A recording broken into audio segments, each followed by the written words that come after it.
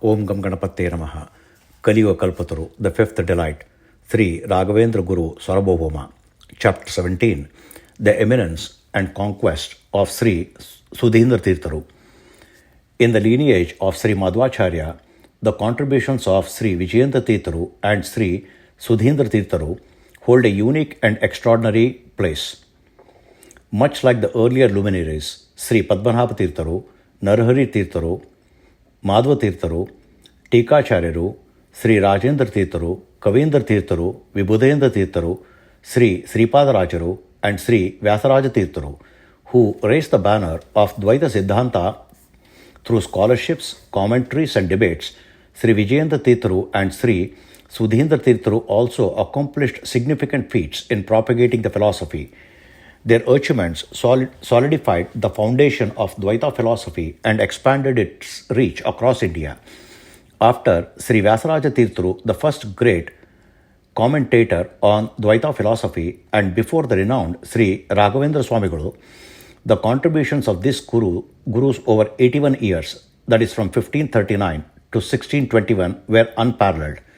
They elevated the glory of Dvaita Siddhanta through scholarship, authorships, debates, philosophical establishments, and the protection and promotion of Vedic traditions. Their works earned universal recognition and respect, enriching Indian spirituality and philosophy. The scholarship of Sri Vijayendra Tirtha.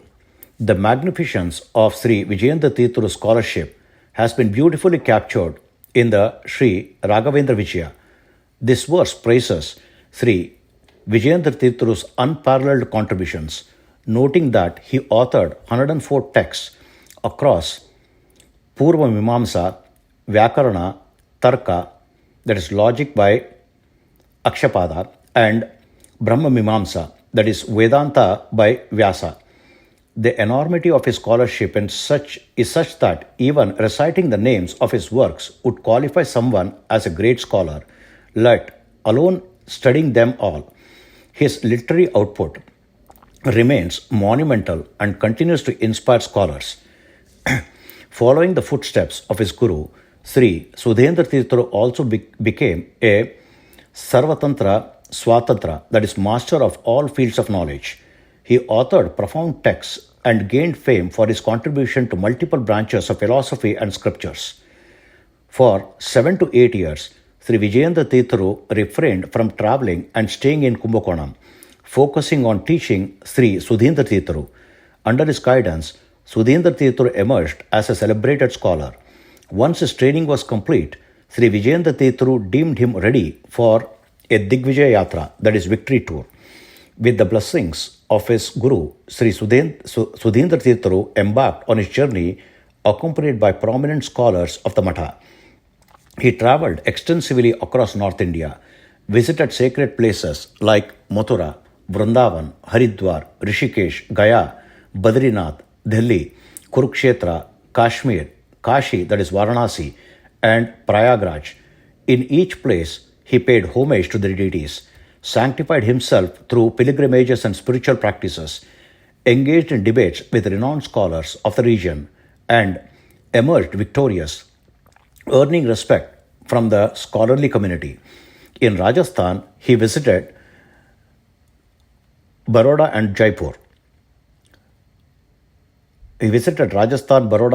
Where he debated and defeated the region's most eminent scholars in philosophical discussions.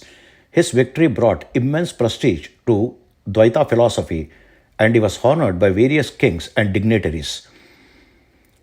Through his Digvijaya Yatra, Sri Sudheendra Tirtha not only upheld the legacy of his guru, but also strengthened the foundation of Dvaita Siddhanta, earning accolades and cementing his place as one of its greatest propagators. Hearing of Sri Sudheendra Tirtha's profound wisdom, devotion, and renunciation, the Maharaja Scindia of Gwalior invited him to his capital, welcomed him with grandeur, and honored him greatly. Numerous scholars from the royal court came to debate various scriptures with Sri Sudheendra Tirtha. The Guru, with remarkable ease, defeated them all in logical debates, achieving a significant victory. Impressed by his brilliance, the Maharaja of Gwalior conferred upon him the title of Royal Guru, a rare honor. On an auspicious day, the king invited Sri Sudheendra Tirtha to the palace amidst grand celebrations and placed him on a golden throne specifically crafted for him. Presenting the Guru with royal insignia like the white umbrella, Aptagiri, and Chamaras, the king conferred upon him the extraordinary title Digvijaya Simhasanadishwara, that is, victory and sovereign of the throne of conquest. Furthermore, he issued a royal decree stating that as long as the Matha remained in his kingdom, all expenses of the Matha would be borne by the royal treasury. After spending a few months there and promising to return, Sri Sudheendra Tirtha continued his journey, visiting Punyapatana, that is Pune, and Bhagyanagara, that is Hyderabad. He proceeded to Pandrapura and Kollapura, offering his prayers at the shrines of Sri Panduranga and goddess Mahalakshmi, and eventually arrived in Vellore. By this time, Sri Rangaraya had passed away, and his brother Veera Venkataraya had ascended the throne as the Emperor of Karnataka. Recognizing the long-standing association between the Kannada Empire and the Great Matha, as well as the reverence held by his predecessors like Aliyaramaraya and Sri Vijayendra Tirtha, Veera Venkataraya welcomed Sri Sudheendra Tirtha with royal honors. Several scholars from the court debated with the Guru and were defeated, further enhancing his reputation. Moved by the Guru's intellect and philosophical prowess, Veera Venkataraya honored him with the Vijaya Sankha, that is Shankha, Vijaya Shankha, that is conch of victory, and other symbols of recognition. Not contented with this alone, the emperor aspired to emulate his uncle Aliyaramaraya, who had performed the Ratnabhisheka, that is ceremonial anointment with jewels, for Sri Vijayendra Tirtha in a grand ceremony held at the royal court. Amidst ministers, generals, noblemen, scholars, and citizens, the emperor seated Sri Sudheendra Tirtha on an exalted throne, performed a Ratnabhisheka, and presented him with numerous titles, wealth, gold, and jewels, earning the Guru's blessings. Continuing his southern journey, Sri Sudheendra Tirtha travelled extensively, establishing philosophical victories and engaging in welfare activities. He was honored by rulers such as Venkatanayaka of Ikkeri, Nanjaraya of Mysore, Immadi Ramaraya of Hadinadu, First Bhairava of Karkala, the king of Madurai, the king of Kochi, that is Anantashayana, and Krishnappa Nayaka of Gingi. Finally, he arrived at Bijapur, leaving a trail of spiritual and intellectual trumps. During the reign of Sultan Ibrahim Adil Shah II of Bijapur, who was known for his patronage of knowledge, respect for all religions, and benevolent rule, Sri Sudheendra Tirtha arrived in his kingdom. The Sultan welcomed him with great respect and made all necessary arrangements for his stay. At that time, the kingdom was suffering from severe famine that had persisted for 12 years, causing immense hardships to the people. Despite distributing grains, wealth, and other resources from the royal treasury, the Sultan was unable to alleviate the sufferings of his people. Distressed by this, he sought guidance from Sri Sudheendra Tirtha, whose divine grace and wisdom were well known. He requested the saint to suggest a way to end the famine and provide relief to his subjects. Pleased by the Sultan's deep concern for his people, Sri Sudheendra Tirtha initiated a series of spiritual rituals. He wrote sacred seed syllabus in the royal granary and performed a 7-day ritual invoking Havan, that is fire offering, Homa, Parayana, that is recitation, and Puja. He also worshipped Sri Digvijaya Rama and fervently prayed for divine intervention. Miraculously, not only did the granaries replenish themselves with grain, but there is also continuous rainfall for 7 days. River, ponds, and wells overflowed, and the famine came to an end. Overwhelmed with gratitude, the Sultan expressed his deep appreciation for Sri Sudheendra Tirtha's grace. He invited the saint to his palace, performed Pada Puja, that is ceremonial worship of the feet, and offered generous gifts. Witnessing the honor given to Sri Sudheendra Tirtha, some jealous scholars challenged him to debate in various scriptures.